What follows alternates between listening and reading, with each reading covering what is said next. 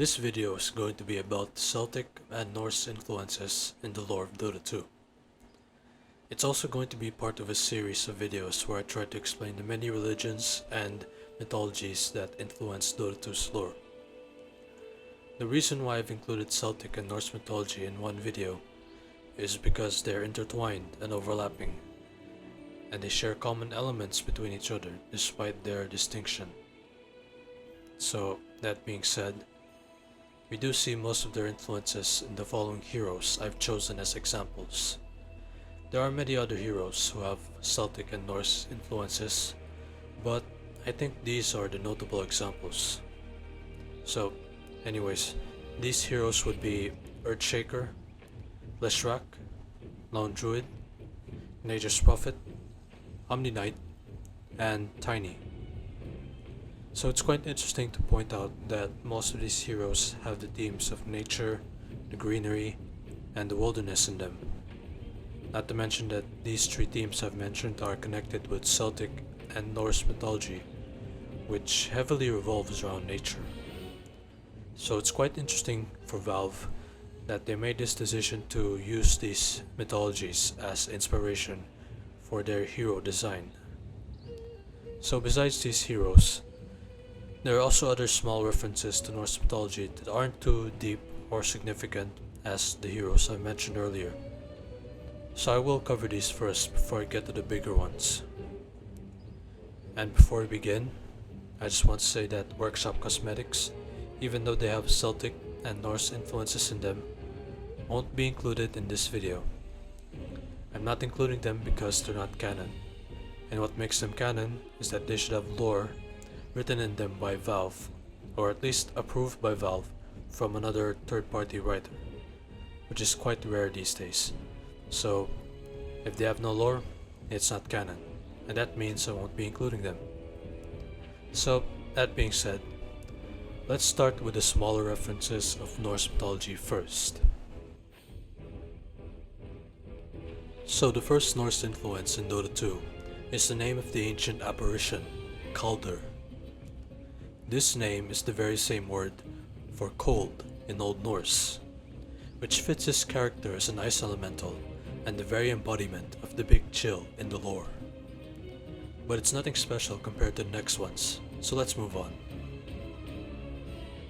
In the comic for the Siltbreaker event, the binding runes used against Siltbreaker featured several real-life Norse runes. If you'll forgive me for mispronouncing these, but I have to try anyways.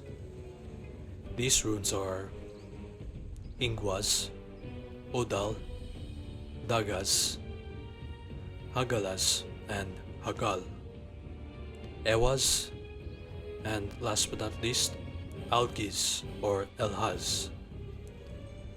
So, looking at the lore of Siltbreaker, these runes probably don't have any meaning or correlation or correspondence when you try to connect their meaning to Siltbreaker's lore. Just believe me when I say this, but if I try to look deeply into the lore and the meaning of these runes, then I might be making headcanon that isn't aligned with what the writers meant for this character. Also, Norse runes are the go-to runes for artists who don't have the time to create an alphabet of magic runes out of scratch, as you can see in some media. But still, it's worth noting the use of Norse runes in this comic.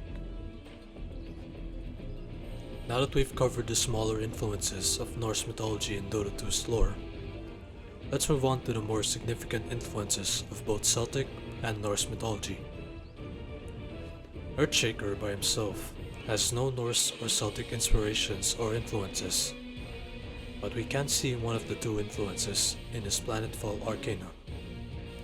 The Arcana gives him a new headpiece that makes him look similar to the various depictions of the Norse deity Odin.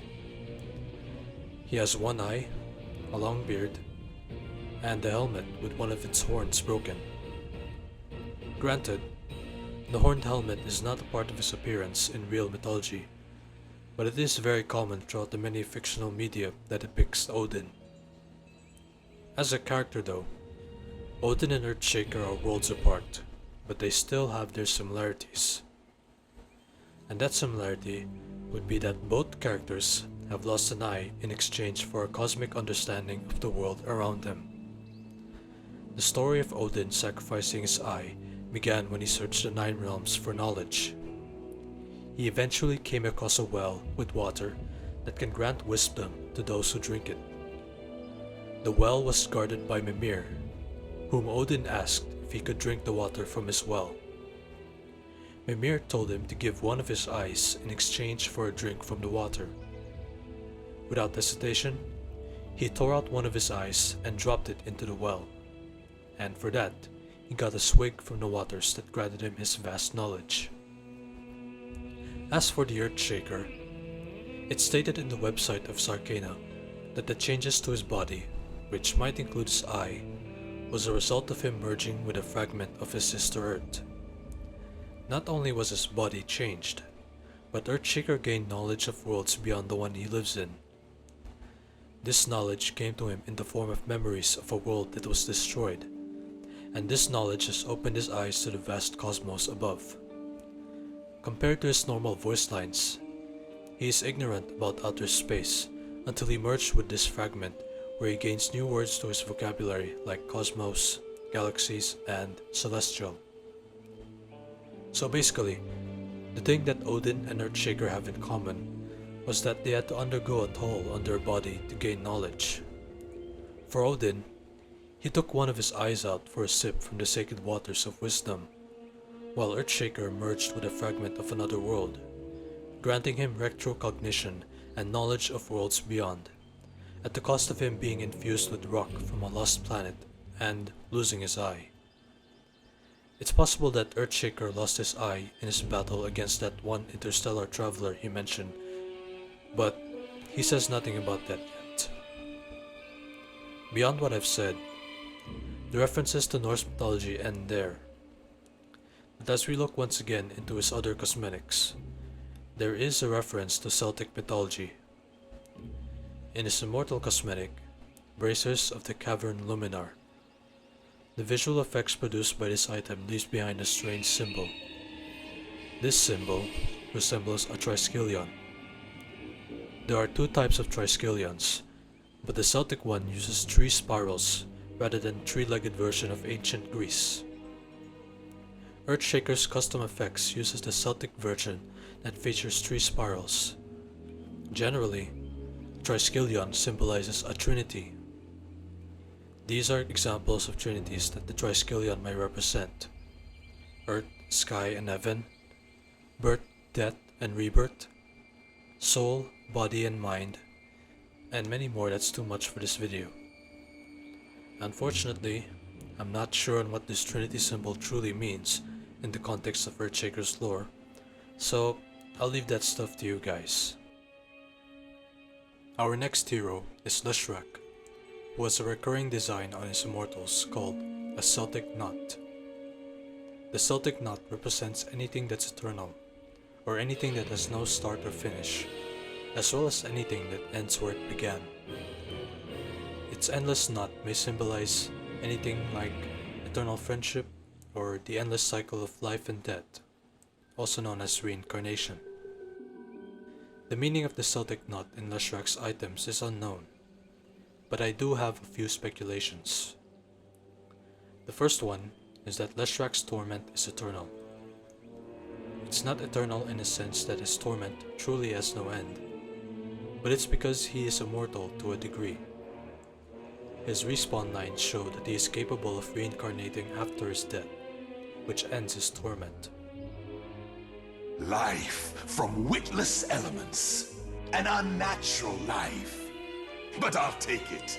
Nature's darkest agent and a return to form. Every moment of existence is a torment to me. And to all others, if only they saw the truth. Tormented no more. Your torment ends. His torment is eternal because he revives after he dies, and every moment of his existence is spent on agony. So every time he exists, he feels torment, but when he dies, he is freed from it, until he reincarnates again to another life of torment that will never stop for a single moment. Another speculation is about the Celtic knot found on his tormented crown. I noticed that the Celtic knot on his crown has an end here, almost as if it was broken. Personally, I think that this broken Celtic knot signifies Leshrak's destruction of nature. Nature is an eternal cycle consisting of birth and death. It's full of creatures that die, reproducing to create new life that also dies. But death isn't the end of the cycle. When creatures die, their remains become food that sustains the existence of other creatures that haven't died yet, so there is still life coming from the deaths of others. But meanwhile, Leshrak destroys all of this. He often talks about the desolation of the world and bring it down to disorder, which is the exact opposite of a cycle. A cycle moves in an orderly manner. It goes in only one predetermined path, like a circle. So if he were to destroy nature, he would be destroying the cycle as well, which is symbolized by the broken Celtic knot on his crown. Last but not least, Leshrak is a nature-themed hero, even if it wasn't obvious at first. So I guess Valve thought that it was fitting for him to have Celtic themes in his lore. Our next hero is Lone Druid, who has many Celtic influences on his design. As we all know, Scylla is a druid from the Bear clan. Now let me tell you what a druid is. Druids are people from ancient Celtic cultures that were the wise men of society, like Chinese sages and Greek philosophers. Besides the place and the culture they're from, what really sets these druids apart from the other wise men of the world is their roles and vocations. Druids were record keepers of information and knowledge, and they imparted this knowledge to the specific kind of people who needed it. They were also the judiciary branch of their respective societies. They were also chief conductors of grisly customs like sacrifices in different forms. Not to mention that they were also seers, which means that they're involved in the matters of seeing the future. They read the future by observing living things in one way or another, whether through their actions or their remains. In the mythology of the Celts, they were also capable of supernatural abilities and magic. Lastly, this is the most essential part of a druid. Druids were very secretive and esoteric. They did not leave any written records, and when they had to teach or instruct someone, they had to do that in private with them. Because of this, very little is known about them. Going back to the Lone Druid, his lore captures the identity of the Druids very well. He embodies everything that I mentioned about the Druid. He is a Judiciar, a Seer, a Sage, and a Sorcerer with an attunement to nature. He also keeps to himself a lot, especially when he's the last of his kind, who bears the burden of being the only one left to preserve his clan's traditions, as well as the seed entrusted to him by his gods. According to his biography, he was the Bear clan's Judiciar and Seer before they were destroyed. The Lone Druid also wields a sickle, which is said to be a common tool or implement among druids. His lore also tells us that he uses it as a ritualistic tool. He uses it for divination, when reading entrails to see the future by cutting open animals like snakes to disembowel them and display their entrails for viewing. And from these entrails, he can interpret it for a sign of what could happen in the future. There are similar practices in Celtic culture that were just as grisly and gruesome as this one, which involved the sacrifice of a live animal or even a person to see the future. Also, the visual effects for Lone Druid's True Form spell has a Celtic triskelion on it. It's not easily seen in-game where it is blocked by Lone Druid's model, but the effects viewer shows it clearly. Once again, the triskelion is a Celtic symbol representing Trinity. There is a rune on each side of triskelion which might be made up and fictional, and has no correlation to any real-life symbols. But this triskelion may represent a Trinity in Lone Druid. For example, his Druid form, his Spirit Bear, and his True Bear form, or his body, soul, and mind. Once again, the meaning is up to the beholder since there's no single answer, just like every story or lore in a Valve game. The next hero is Nature's Prophet, because the runes on his necklace look similar to some Norse runes. And these runes are Manas, or Dagas, Sowilo, and Fehu, or Bjarkan. I'm just going to say that this is based entirely on my personal interpretation, so it's possible that Valve didn't intend to add any hidden meaning to these, but it is fun to believe.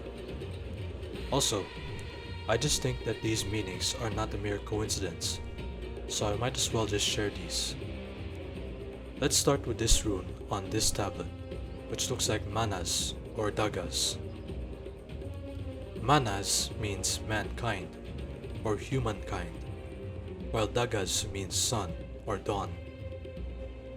If I had to choose between these two, I'd choose the rune Dagas because it makes more sense with its lore. Dagas could represent the first morning or dawn of the vernal equinox, or in simpler terms, the first day of the spring season, which was when the Nature's Prophet was born.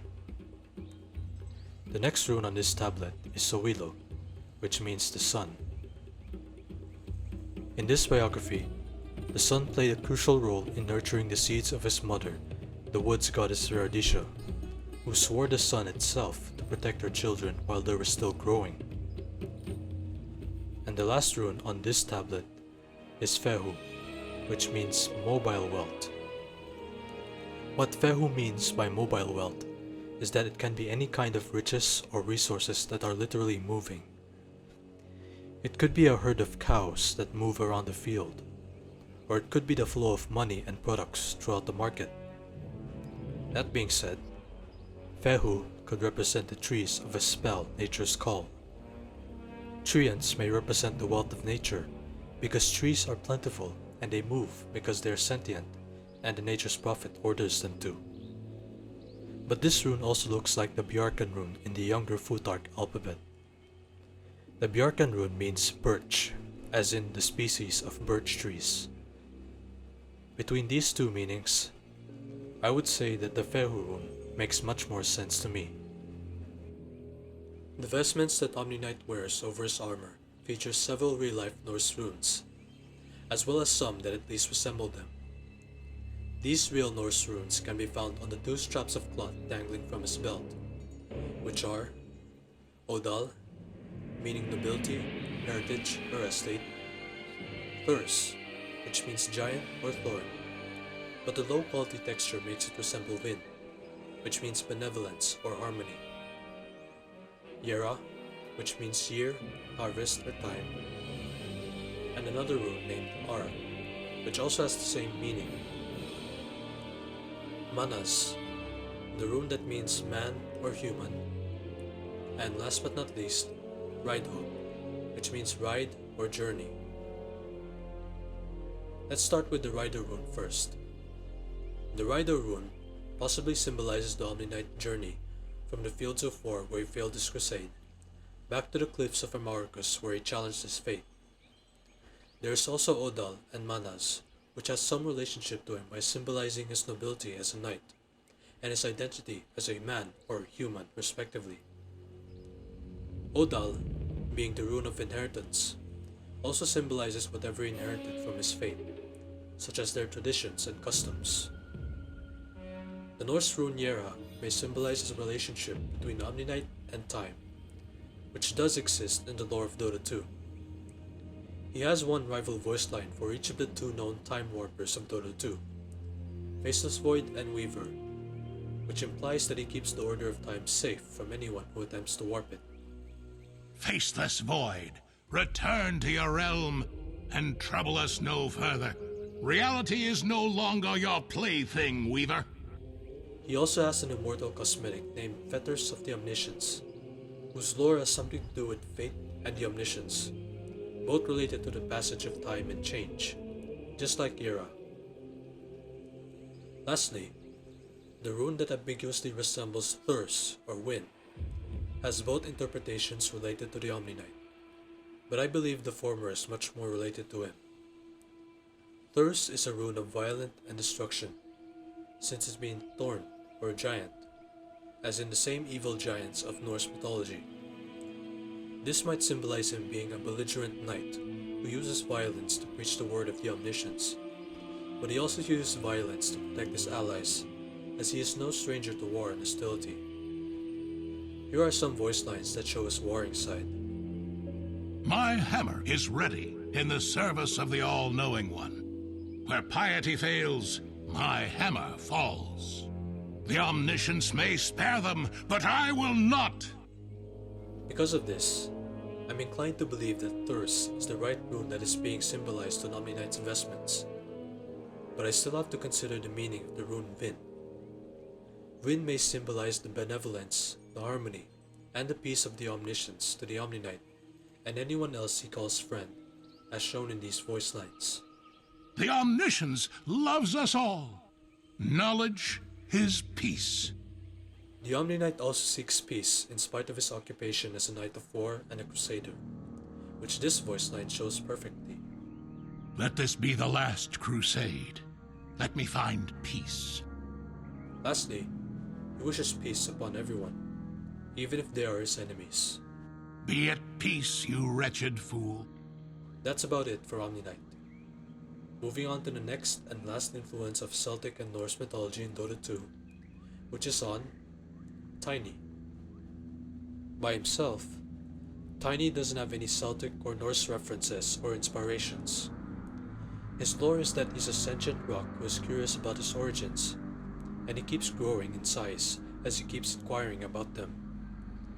However, the inspiration from Celtic culture and mythology only came when Tiny received his first immortal set, Majesty of the Colossus.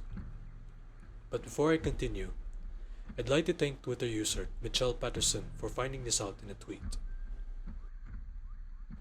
Looking at his body, the stones all over him resemble the Irish dry stone walls. They don't have much to do with Celtic mythology, but they were an ancient Irish construction. Perhaps Valve had the design in mind to evoke the Irish aesthetic in Tiny's body. Another Celtic reference close to the mythology is the visual effects for Tiny's avalanche spell. They resemble the Giant's Causeway also found in Ireland. In mythology, the Giant's Causeway has several origin stories, but I'll just include one to get straight to the point. One story was that it was made by Finn McCool when he tore up chunks of the Antrim coastline in Ireland, when a Scottish giant named Benandonner threatened Ireland by claiming it for himself, tearing out the rocks to create a path to Scotland to face the giant in a duel. When Finn saw Benandonner, he saw that he was a larger giant than him, and he quickly fled to Ireland to not face a stronger foe. He was later disguised as a baby by his cunning wife, planning to beat him with brains and not brawn. Benandonner came over to the causeway, and he saw the baby who was Finn in disguise. Realizing that if the baby was that large, then surely the father must have been even larger. Terrified, Benandonner ran away through the causeway and tore out as much of the causeway stones as he can to escape and put distance between Scotland and Ireland in hopes of not meeting the father he thought existed, which created the Giant's Causeway. Personally, I don't know why Valve chose the Giant's Causeway to be displayed in Tiny's avalanche spell, but the lore of Tiny's spell says that he animates inanimate rock to cause an avalanche. So if avalanche is a barrage of moving rocks, then perhaps this is similar to Finn throwing rocks at the sea to make a causeway. Could this imply that Tiny or the stone guardians of the Odobenus that were depicted in the lore of this set did a similar feat with Finn? It could be possible. So that's all the heroes that I think were influenced by Celtic or Norse mythology. I don't want to spend too long on an ending for this video, but before this ends, expect another video like this one on mythology, religion, or pantheon that influenced Dota 2's heroes. I'll see you until next time.